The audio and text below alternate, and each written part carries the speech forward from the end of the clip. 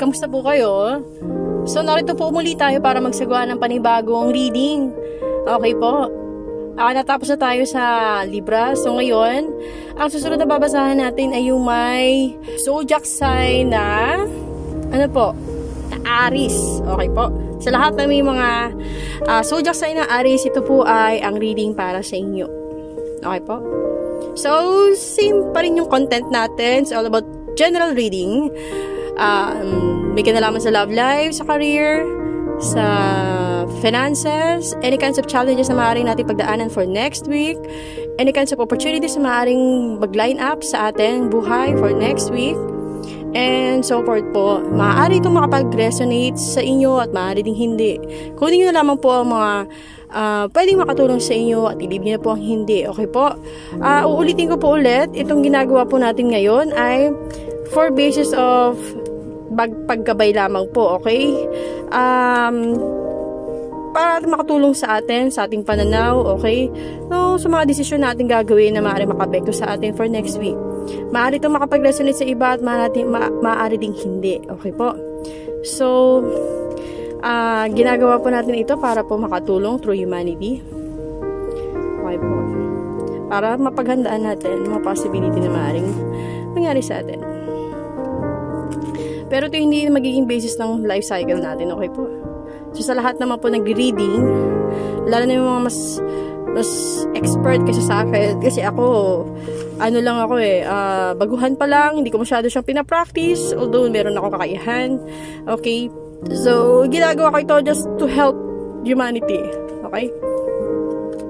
Hanggang dun lang. So, magbalasa na po tayo ng cards natin para sa may zodiac sign na Aries. Ito ang reading po para sa inyo. Okay po, by the way, bumabati po ako ng isang magandang araw sa inyo lahat, kung saan po kayo naroroon. Okay po, kumakain po ba kayo ngayon? Kamusta po kayo? Natutulog po ba kayo ngayon?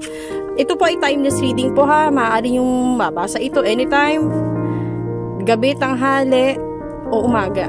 Kung nasaan po man kayo naroroon. Okay po. So, balasa po tayo. Bigay po ang nararapat na reading na maaaring mangyari next week para sa may zodiac sign na Aries po.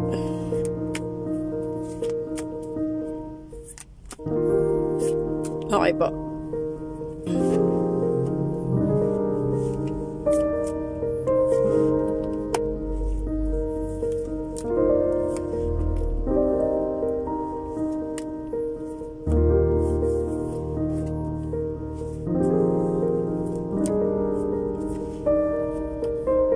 Aries.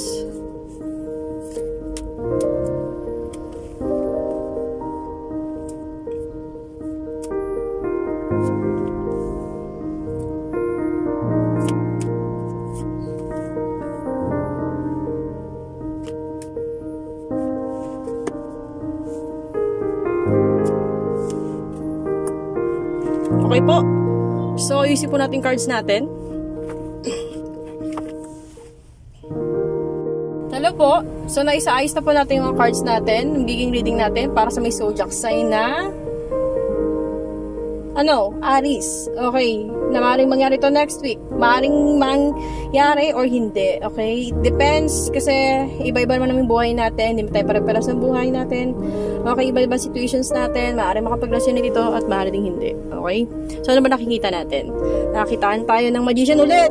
Okay, guys, so nakita natin na lumabas sa cards ng basa natin for Libra. Okay, representation ng ikaw. Okay, masusubok yung kakayahan, talento, may pamamalas mo, makikita ng ibang mga tao sa paligid mo, maaaring may pinaghahandaan ka o may mga ginagawa ka ngayon. Syempre, celebration, season tayo ng Christmas ngayon, nagiging busy tayo.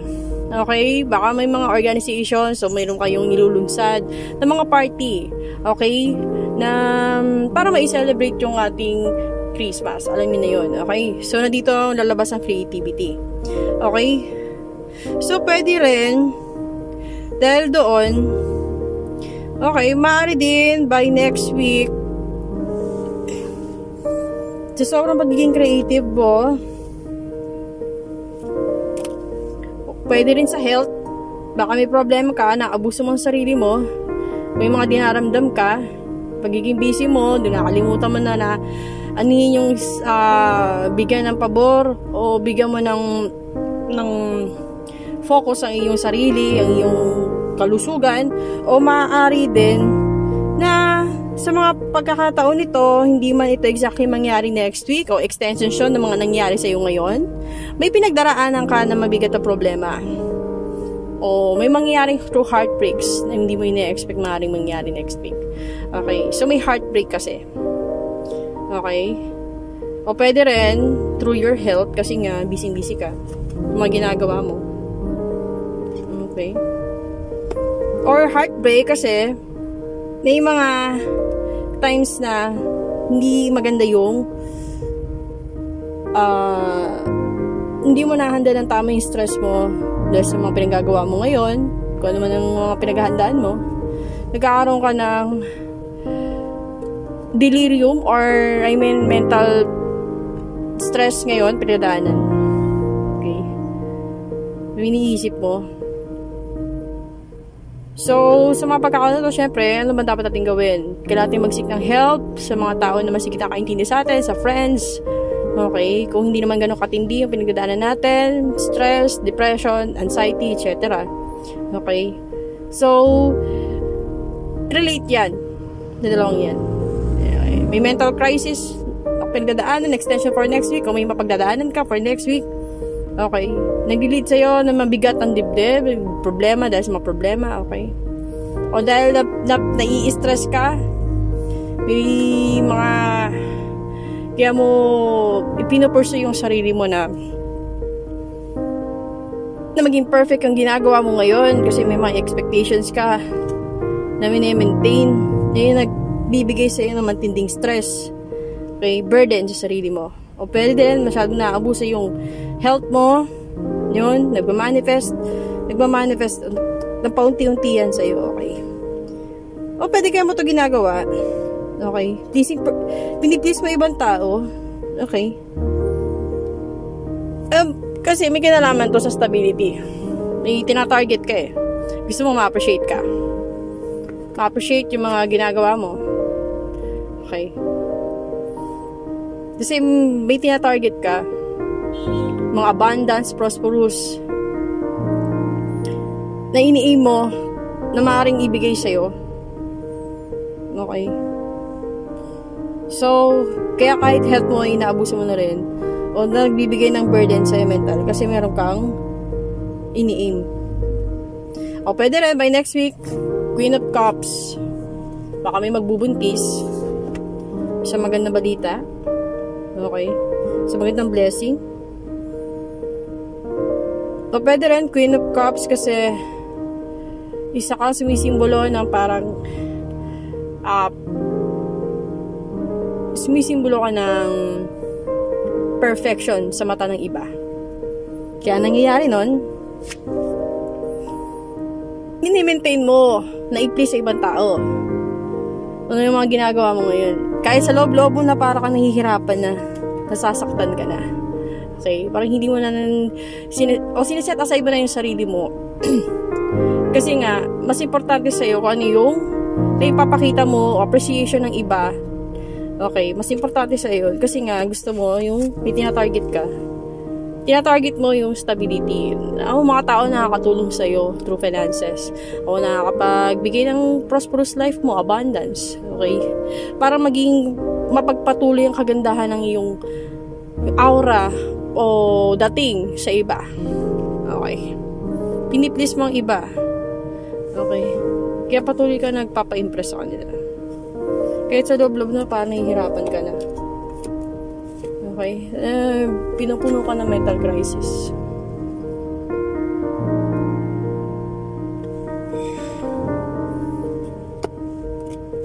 Okay? Dahil doon, parang against the world eh. Marami din nagbibigay ng source of problem sa'yo. Ng stress. Dahil kung saan ka man ngayon, ano bang kung ano mang pinagdaraanan mo ngayon. Okay? Maraming against sa'yo. Pero kinakaya mo lahat.